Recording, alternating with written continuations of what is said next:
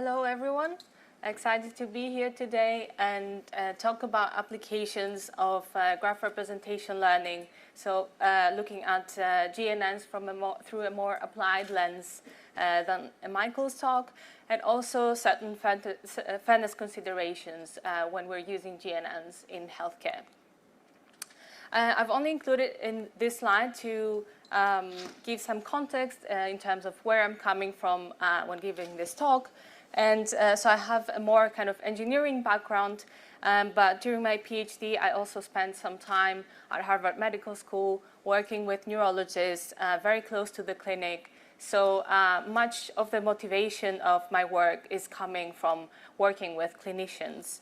Currently a researcher at DeepMind, which for those of you that are not familiar, is one of the world-leading AI research institutions. So what I'm going to cover today, first of all, why we're interested in connectomics, how we build networks of the human brain, and how can graph neural networks be useful in this setting, and how can they be used in a semi-supervised learning. In the second half of my talk, I want to make you aware of fairness concerns that can arise in these applications or any other applications really that affect humans and human decision making, and how certain decisions that we make when designing our algorithms and our systems can affect the fairness of our predictions. So first of all, I want to make an important distinction between different classes of graphs. There are natural graphs that arise, for example, in transportation, or when we're talking about social networks, we know who is following whom, and we don't really need to put any effort in constructing graphs ourselves. But in connectomics, and especially in functional connectomics, we're often looking at constructed graphs. So graphs that are built in a data-driven manner, and that we need to make certain decisions in terms of what makes sense for our application. So I'm not going to dwell on this too much, but in terms of like the basic components of a graph, we need a set of nodes that essentially define the cardinality of our graph, and then also a set of edges that are often summarized in an adjacency or similarity matrix. And then depending on whether these edges are binary or real valued, we have binary or generic graphs.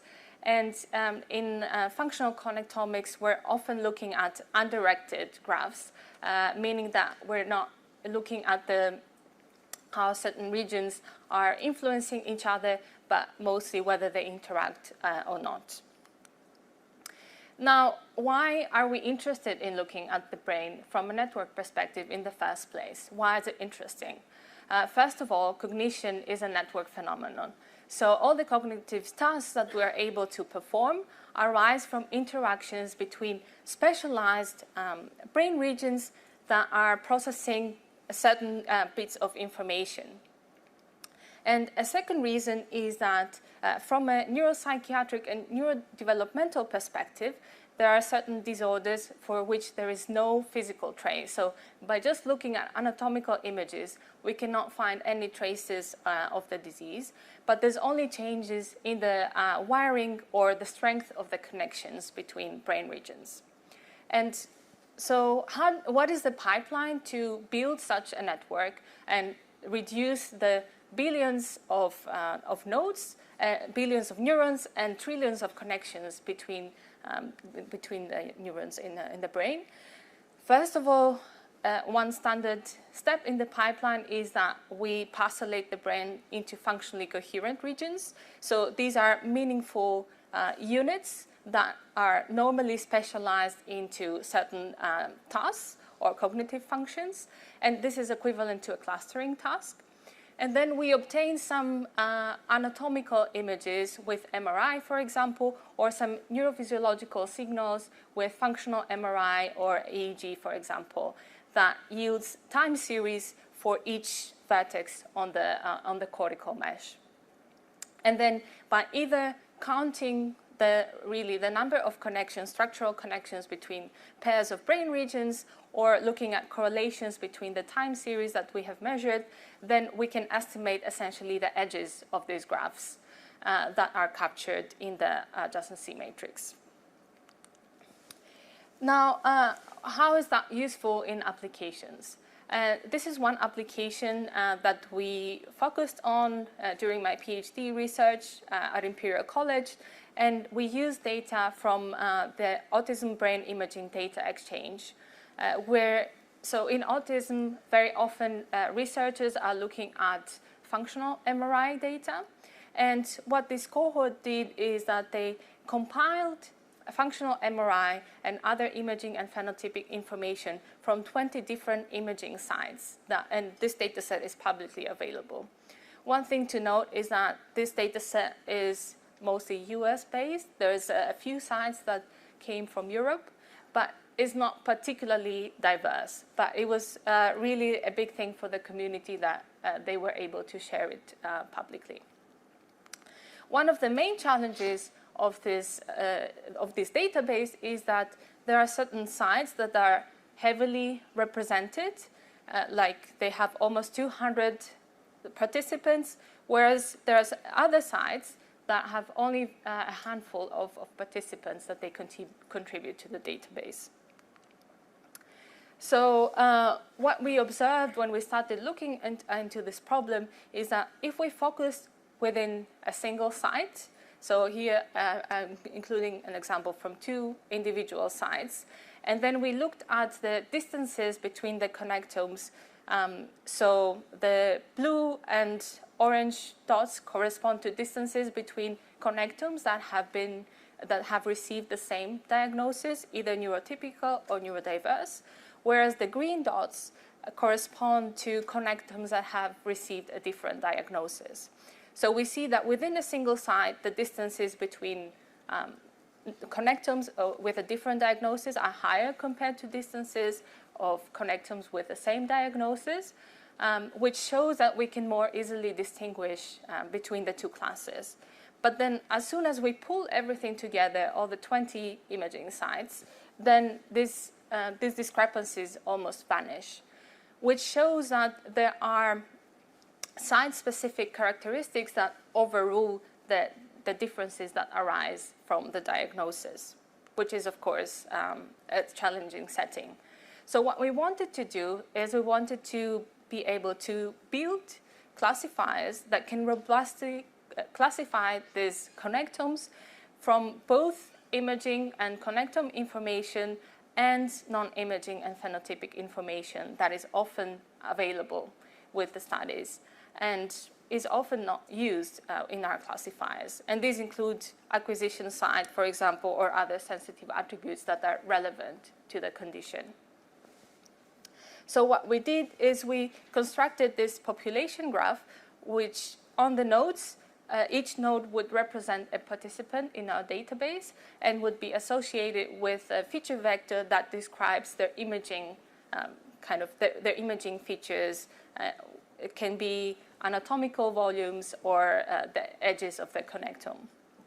And then on the edges, we would encode the similarity between pairs of individuals, given where their data was acquired or what the sensitive attributes are. So we applied this on 2 different conditions. We applied it on autism spectrum disorder and Alzheimer's disease classification. And we're able to incorporate different sources of information, including imaging and genetic information. So once we constructed this graph, then it would be fed to a convolutional graph neural network, and then at the output we would get a binary or multi-class decision with respect to the label of that corresponding participant.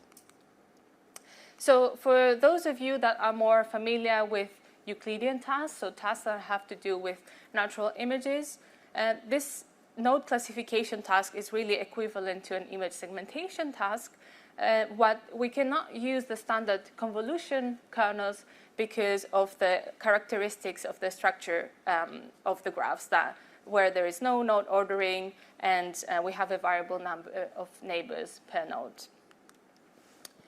After looking at what is really the effect of the structure itself versus the architecture that we used for the task, and for that we looked at different combinations of sensitive attributes along with similarity between the feature vectors of the individuals. And what we saw also on the x-axis here is the accuracy of the classifier. And we observed that consistently relying on the site information, so connecting two participants that are coming from the same imaging site and that also have the same biological sex, would significantly improve the performance of our GNN model. Now, given DeepMind's mission of using AI to advance science and benefit humanity, we felt that we shouldn't stop there, and there was really much more to explore to see if we're really benefiting everyone with a system like that, or if we need to dig deeper. And that's when we started looking at fairness in this setting, and along with collaborators from different universities and research institutes around the world. So those of you in the room that are not working on healthcare data might wonder, why should you care about fairness, or is that something that you should worry about at all? And the answer is probably yes. So you're probably working with some kind of human decision-making algorithms, so fairness should really be a consideration by design in our systems. And pretty kind of standard tale in machine learning, and especially in applications, is that the data engineers curate and collect data, and then they pass it on to the modelers, and then they say, make sure that the model you develop is not going to be biased. And then the modelers then receive this data, devise their algorithms, iterate on them, and then they figure out by doing some fine-grained analysis that models can still be biased, and then they blame the data engineers for it. But in reality, both of them are to blame when we have a system that is biased and not fair. One of the first studies that exposed such fairness concerns on a publicly available database that has been widely used for developing deep learning methods in the healthcare space, and that was using chest X-rays to classify, to predict thoracic diseases. So each pair of box plots here corresponds to a single diagnosis, and the box plots in blue color correspond to training folds that have been trained purely on male patients, while orange plots correspond to folds that have been trained purely on female patients. And they always test on female patients in this setting. So what they observed is that across the board, and for the vast majority of diagnostic labels, training on chest X-rays of female patients led to the classifiers having better performance when tested on female patients, compared to having a classifier that has been trained purely on male chest X-rays.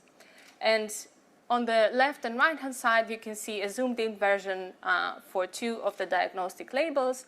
And you can see that there's a whole spectrum from using 0% of female images to 100% female images, how performance on the female test set really increases.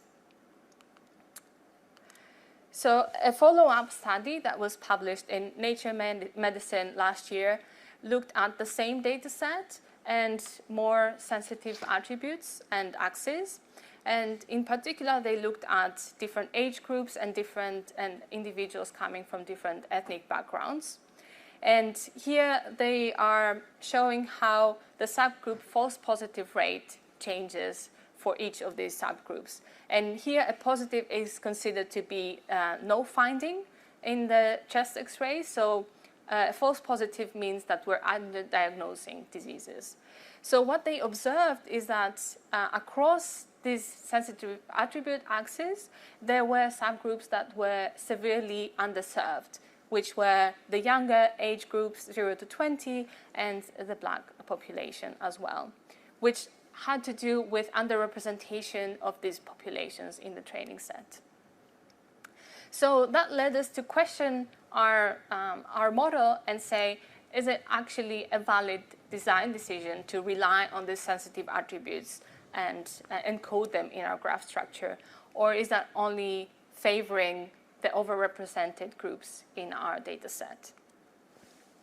Now, when getting into this space, one of the challenges is that there's various definitions of fairness. And the one that is really most relevant to most healthcare applications is disparate mistreatment. So what disparate mistreatment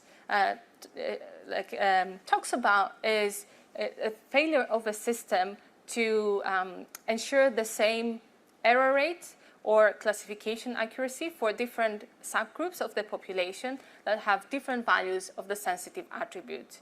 And Moritz Hard in 2016 described it as an equality of opportunity criterion and proposed constraints during training that would allow an algorithm to adhere to these constraints.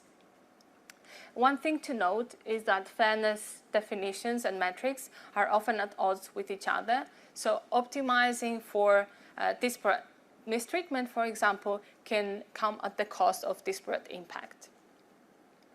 And for those of you in the audience that are interested or curious about learning more about fairness, I would highly recommend the FairML book that is available for free online. Now, there's different mitigation strategies to improve fairness of our classifiers.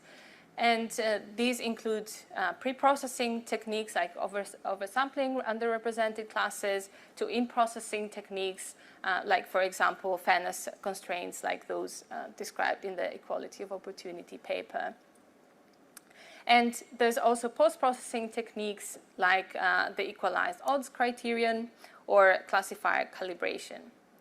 Now, to remind you again, the setting that we're focusing on, these are the 8 out of 20 imaging sites that we used in our study. And then you can see that for 2 out of these 8 prevalence sites, we have really no female participants, which is really problematic. Also, in light of published work by Google Brain, where they showed that really ensuring fairness in a source domain, for example, hospital A, does not guarantee fairness in a new unseen target domain, for example, hospital B. So what they observed is that fairness doesn't transfer. So essentially ensuring fairness in the most prevalent sites would not mean that our system is fair. So what we did is we looked at the impact of both the graph structure and the stratification strategy in the semi-supervised setting, because stratification essentially affects the composition of our training set. So we randomly selected 10% of the individuals in our database as a held-out test set, and from each site we would include 2 male and 2 female participants from each diagnostic label. And we also compared to the baseline, which is in the lightest color in this plot, and which was a non-GNN architecture, so it was a logistic regression model. So what I'm showing here on the y-axis is the difference in the true positive rates between the male and female subgroups in the population. So being closer to 0 means that our classifier is more fair with respect to this metric of fairness. So overall, what we observed was that the stratification strategy, i.e. the composition of our training set, did not have a significant impact on fairness metrics, or this definition of fairness, rather. that finding was a bit contradictory to prior studies that I showed in earlier slides, where they showed that really the composition of the training set is the most important thing. But this can be justified by the fact that in the transductive setting, we do have access to the features of all individuals in our training set, but only in the labels of the training set.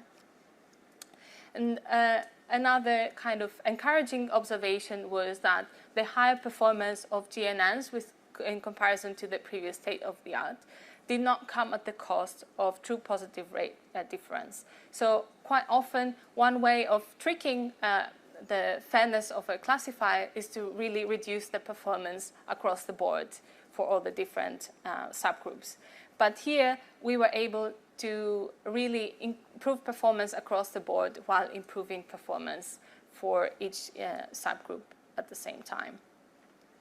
And the fact that the graph structure itself was more important than the composition of the training set aligns with prior research that talks about fairness through awareness.